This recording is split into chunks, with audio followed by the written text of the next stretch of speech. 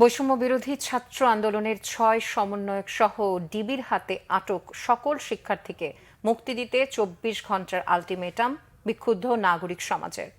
মঙ্গলবার ঢাকা রিপোর্টার্স ইউনিটিতে সংবাদ সম্মেলনে নাগরিক সমাজের প্রতিনিধিরা বলেন, দেশে ৭১-এর অবস্থার পুনরাবৃত্তি হবে এমনটা তারা আশা করেননি।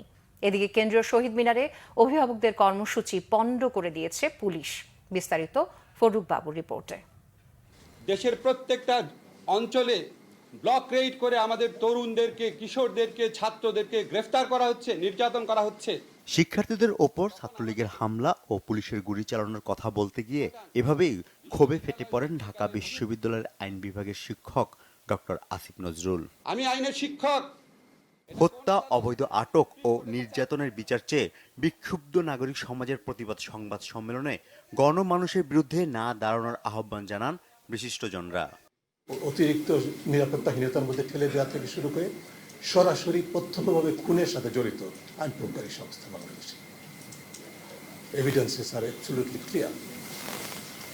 কাজে তাদের কাছেই তো আমাদেরকে বিচার চাইতে হচ্ছে। বিচার হবে। বিচার কি হবে জানেন?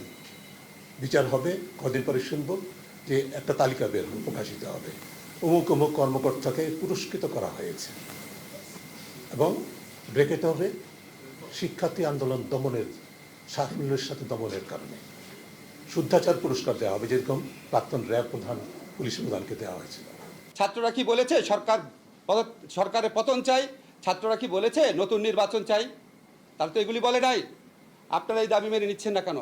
সমস্যা কি? আজকে আবু সাঈদের বুকে এইভাবে গুলি করার পর এজাহারে লেখা হয়েছে আন্দোলনকারী ইট পাটকেলে ফাইজলামি করেন আমাদের সাথে। অনুষ্ঠানে শিক্ষার্থীদের ওপর চালানো নিপীড়নের বর্ণনা তুলে ধরেন বিশ্ববিদ্যালয় শিক্ষকরা। তাদের ৬টার মধ্যে বের হওয়ার কথা, তাদেরকে কেন টিয়ার সেল ছুঁড়ে মেরে, আবার ছাত্রলীগের ছেলেরা অপেক্ষা করছিল তাদেরকে মারার জন্য। ধীরে ধীরে যে স্বৈরাচারী আচরণগুলো হয়েছে সেগুলো কিন্তু বলে দিয়েছে। শিক্ষার্থীরা কিন্তু সরকারকে, এখন যে সরকার আছে তাদেরকে চিনিয়ে দিয়েছে। আমাদের শিক্ষার্থীদেরকে, আমাদের সন্তানদেরকে প্রতিদিন রাতে তুলে নিয়ে যাওয়া হচ্ছে। এই জায়গায় আমরা কেউ কোনো সত্যিকারের প্রতিরোধ করে তুলতে পারছি না। এর চাইতে বড় ব্যর্থতা আমার কাছে এখন আর কিছু লাগছে না। এইভাবে আমাদের সন্তানদের হত্যা করা, গ্রেফতার করা, নির্যাতন করা, এটা আমরা সহ্য করব না। সহিংসতা দমনের নামে বিরোধীমত দমন বন্ধ এবং গণমাধ্যমে অবাধ তথ্য প্রবাহ বাধাগ্রস্ত না করা সহ 11 দফা দাবি তুলে ধরা হয় সংবাদ সম্মেলনে। স্বাধীন, গ্রহণযোগ্য এবং বস্তুনিষ্ঠতার স্বার্থে প্রতিটি হতাহতের এবং আইন শৃঙ্খলা বাহিনীর অস্ত্রের ব্যবহার ও বল প্রয়োগের বিষয়ে জাতিসংঘের উচ্চ পর্যায়ের বিশেষজ্ঞদের তত্ত্বাবধানে তদন্ত হতে হবে। এদিকে বৈষম্য বিরোধী আন্দোলনে শিক্ষার্থী নিহতের প্রতিবাদে কেন্দ্রীয় শহীদ মিনারে অভিভাবকদের মৌন অবস্থান কর্মসূচি পণ্ড করে দিয়েছে পুলিশ।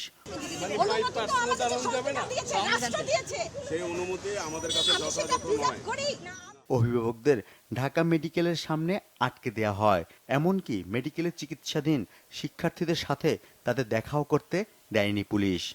যে রাষ্ট্র এই আমার সন্তানকে এইভাবে হত্যা করে মারতে পারে সামান্য একটা অধিকারের আন্দোলনের জন্য, দুনিয়াতে আর কোন রাষ্ট্র আছে এরকম জঘন্য, যে তার শিক্ষার্থীদের উপরে এইভাবে গুলি চালাতে পারে, এইভাবে দলীয় বাহিনী দিয়ে লেলিয়ে দিতে পারে? ন্যায়ের জন্য আমরা আমাদের সন্তানের কাছে অবশ্যই থাকব। এর প্রতিবাদে আরও বৃহত্তর পরিসরে কর্মসূচি দেওয়ার কথা জানান অভিভাবকরা। ফররুখ বাবু, বাংলা ভিশন, ঢাকা।